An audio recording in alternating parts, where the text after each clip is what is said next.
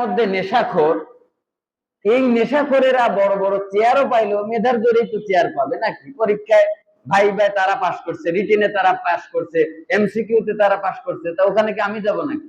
হুজুর যাবে? ওই নেশাখোরই যাবে, ওই যার হাতে পিস্তল ছিল সেই যাবে।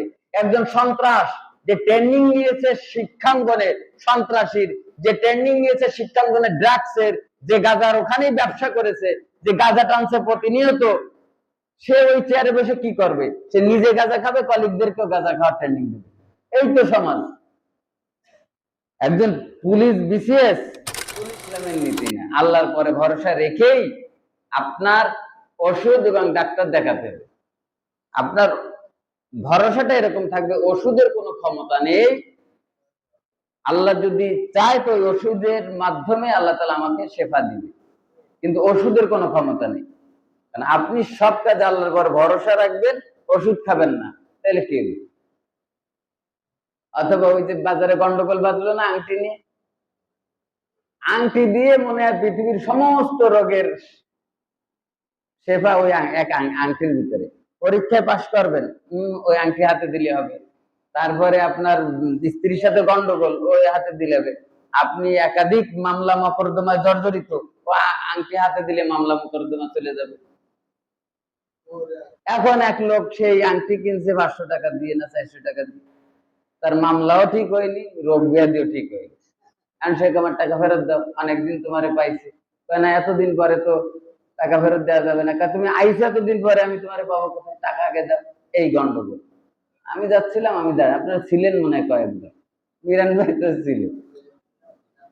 পরে আমি বললাম যে এইটা কিনছে, আমি বলছি আপনার বেঁধে রাখার দরকার, আপনারা দেখে শিক্ষিত মনে হয়, এই একটা আংটিতে এইগুলো করতে পারে, এই আংটির সেই ক্ষমতা আছে, আপনি নিলেন কেন? দোষ তো আপনার। এরপরে সবাই বললো যে টাকা ফেরত দাও। এক পর্যায়ে অনেক কিছু, সে আমার পরে উত্তেজিত হলো। কিছুক্ষণের মধ্যে লোকজন এসে মিরন ভাইকে এসে তারা উঠায় দিল। বলার উদ্দেশ্য হচ্ছে, আল্লাহ তাআলা পৃথিবীতে পাঠাইছেন, গাইডলাইন দিচ্ছেন, ভরসা আল্লাহর পরে থাকবে, কাজও করতে হবে। রিজিকের মালিক কে আমরা বলি? আল্লাহ। আমি কাজ করব কেন? আমার কাজের কি দরকার? রিজিক যদি আল্লাহ মালিক হয়, তা কাজ করার আমার তো দরকার নেই। আমি শুয়ে থাকবো, ফেরেশতারা এসে বলবে যে ভাত মাখাই দিচ্ছি, খাও। বিষয়টা এমন যে আমরা এসব কিছু জানতাম না, বুঝতাম না। তোমাদের কাছে রসুল পাঠিয়েছি, তো শুধু রসুল না, তার আবার অনুসারী পাঠিয়েছি। সর্বশেষ এমন এক নবীকে পাঠালাম, নবীদের অনুসারীদের মাধ্যমে আমি ওয়ারাসাতুল আম্বিয়া তৈরি করেছি। প্রত্যেক মসজিদে মসজিদে মসজিদে একজন রসুলের প্রতিনিধি বসে গিয়েছে। সুবহানাল্লাহ। তাহলে তুমি কি দিয়ে কি করবা? আল্লাহর কাছে ফেলাবে যে আমরা জানতাম না? মসজিদে মসজিদে ওয়ারাসাতুল আম্বিয়া, ঘরে ঘরে আল্লাহর এই কিতাব রয়েছে, হাদিস রয়েছে, মাদ্রাসা রয়েছে, মসজিদ রয়েছে। তুমি তুমি জানতে পারোনি, এই কথা কিভাবে বলবা? কথা বুঝতে পেরেছেন? তাহলে আমি সহ আমার সন্তানদেরকে যোগ্য হিসাবে যেন আমরা পাই, প্রথম ধাপ হচ্ছে আল্লাহর কাছে দোয়া করা, দ্বিতীয় ধাপ হচ্ছে তাদেরকে সেইভাবে বিল্ড আপ করা, সেইভাবে মানুষের মতো মানুষ করা। যদি সেটা না করি, আমার সন্তান যদি দিনদার না হয়, সে যদি নেশায় আসক্ত হয়, সে যদি সন্ত্রাস চাঁদাবাজ হয়, তাহলে স্বাভাবিক জীবনযাত্রার মান ব্যাহত হয়, তাই না? ঢাকা বিশ্ববিদ্যালয় এদেশের শ্রেষ্ঠ মেধাবীগুলো চান্স পায়, বুয়েটে কুয়েটে যারা চান্স পায়, এদেশের শ্রেষ্ঠ মেধাবী তারা চান্স পায়।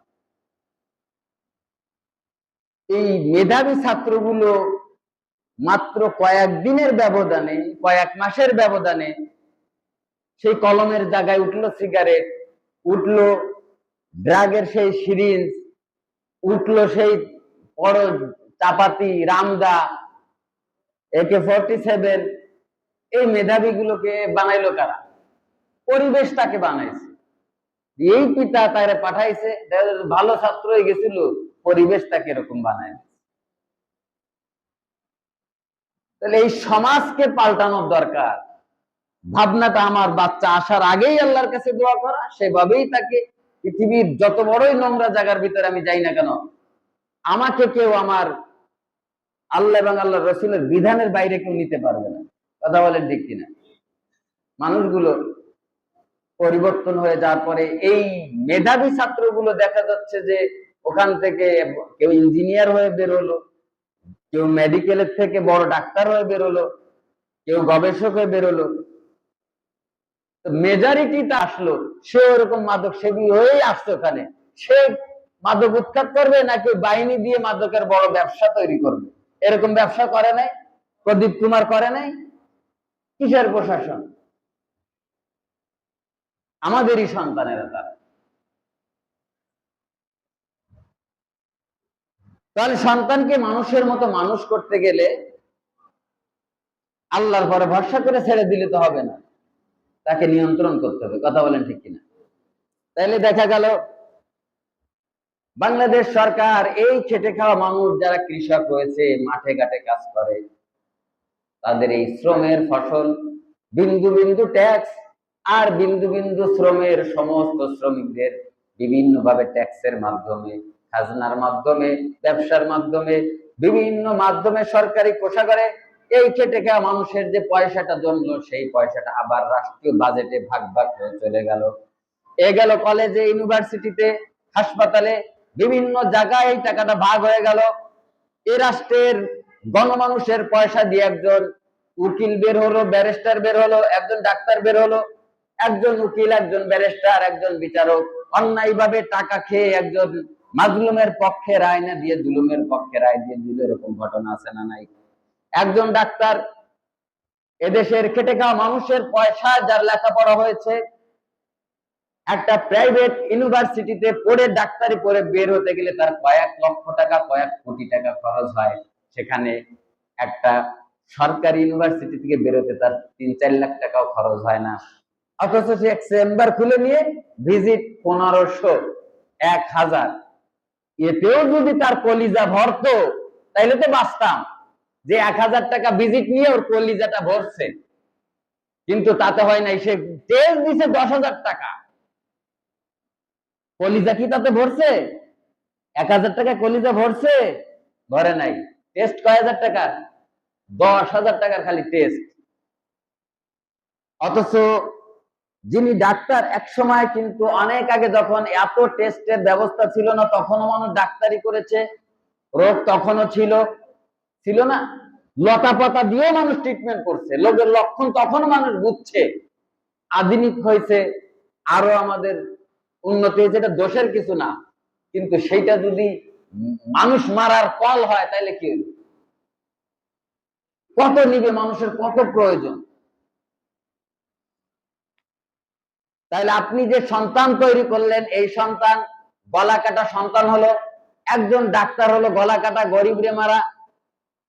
কথা বুঝতে পেরেছেন? ও বিভিন্ন সরকারি লোকের তো আলাদা আছে, টাকারও অভাব নেই, আবার তাদের আবার কার্ড আছে, ছাড় আছে, অনেক কিছু। আপনি গরিবের কোনো জায়গায় নেই, গরিব ঘুরে ফিরেই ধোকা খায়, ঘুরে ফিরেই ধোকা খায়। তাহলে এই লোক মাত্র ৪০০ টাকা দিয়ে ভিজিটের সে দেখতে পারতো, অসুবিধা হতো না, নিল ১০০০ টাকা, নিল তো নিল, আবার টেস্ট দিল ১০,০০০ টাকা। আমার মেয়েটা যখন হয়, তার কিছুদিনের মধ্যে শরীরটা কেমন হলুদ, জন্ডিস টন্ডিস হয়েছে কিনা, নিয়ে গেলাম শিশু হাসপাতালে। উনি দেখে বলল যে রক্ত পরীক্ষা করতে হবে। রক্ত পরীক্ষা করতে গিয়ে, ছোট বাচ্চা তো, শিরা মিরা পাওয়া যায় না, অনেকক্ষণ চেষ্টা করে সেই রক্ত নিল। আমার ওই প্রত্যেকটা সিরিঞ্জ মনে হচ্ছে আমার আমার কলজে ঢুকেছে। খুব খারাপ লাগে, উড়ে চিল্লা পাল্লা, সেই রক্ত নিল, কোনো দরকার ছিল না। এবং তিনি যে ওষুধ দিলেন বা ই করলেন, আমার ওই ধরাচ্ছতেই মন সারলো না, এবং তার কোনো ফলাফল হলো না। পরে আমি টার্গেট নিলাম এই যে শিয়ালিডাঙ্গার ডাক্তার মনিরুজ্জামান, ওনাকেই আরেকদিন যে অপেক্ষা করে ওনাকে জানালাম যে আমি ওনার এলাকা থেকে এসেছি, আমি একটু সৌজন্য সাক্ষাৎ করতে চাই। উনি রোগী দেখা শেষে আমাকে ডাকলো, ওই হাসপাতালে ওকেও নিয়ে গেলাম, বললাম যে এই অমুককে দেখাইছিলাম, এই ঘটনা, তো ভালো কিছু বুঝছি না। তো হেসে দিলেন, কিছু লাগবে না, ওষুধও কিছু লাগবে না, আর এটার পরীক্ষারও দরকার ছিল না। এটা চোখ টোক দেখে বললো ওকে একটু সকালবেলা একটু আধা ঘন্টার মতো একটু রোদে নিয়ে দাঁড়াবেন প্রত্যেক দিন, 3-4 দিন 5 দিন দাঁড়ান, ঠিক হয়ে যাবে। ওষুধ, এই যে ওষুধ দিচ্ছে এটা খাওয়ানোর দরকার নেই। বলেন, তফাৎ বলেন। এর আগে তো আমার কলিজাটা ভেঙেই দিচ্ছে। এই বাচ্চার এই কষ্ট দিয়ে এই দরকার ছিল? কোনো দরকার ছিল না। কারণ যে এমবিবিএস, সে তো এত অভিজ্ঞ যে স্বাভাবিকভাবে একটা লোকের চোখ দেখে, হাত দেখে, পাঞ্চ কেমন করে এসব দেখে, ঠোঁট দেখে, জিহ্বা দেখে সে বলবে যে এটা এই হয়েছে। এরপরে যদি মনে হয় যে ইয়ে হচ্ছে না, তখন সে টেস্ট দিবে। প্রাথমিক ট্রিটমেন্ট, প্রাথমিক যে পরীক্ষা নিরীক্ষা, তা তো তার চোখেই হয়ে যাবে। তার হাত চোখালে দীর্ঘদিন এই এই মানুষের ট্যাক্সের পয়সা দিয়ে কি করছে সেই শয়তান। তোর যদি সব মেশিন দিয়েই যদি তোরে করা লাগে, তো তোরে টাকা দিয়ে 1,000 টাকা দিয়ে তোরে দেখানোর দরকার। কথা বোঝেন নাই? তাহলে এক হচ্ছে ওইখান থেকে টেস্টের টাকা নিল, ভাগা।